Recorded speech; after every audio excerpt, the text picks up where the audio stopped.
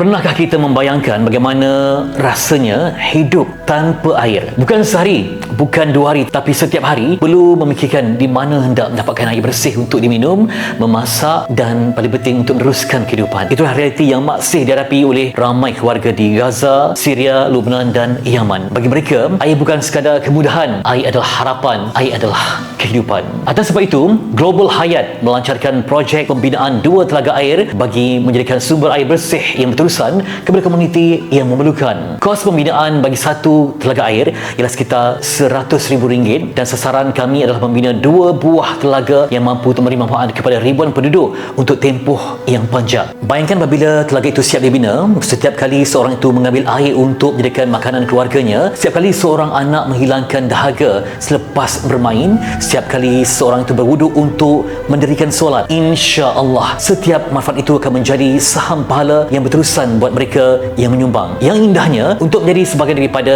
projek ini, anda tidak perlu menunggu sehingga mampu menyumbang ribuan ringgit. Dengan hanya sumbangan serendah RM50 saja, anda sudah turut sama membantu mereka mendapatkan sumber air bersih buat kehidupan. Mungkin RM50 itu kelihatan kecil, tetapi apabila ramai yang berganding bahu, RM50 itu mampu untuk menjadi sebuah telaga yang mampu memberi manfaat untuk bertahun-tahun lamanya. Jom bersama Global Hayat kita membina 2 telaga air. Semoga setiap titisan yang mengalir daripada telaga air ini menjadi saksi di hadapan Allah nanti yang kita pernah menyumbang untuk kehidupan rakyat di sana.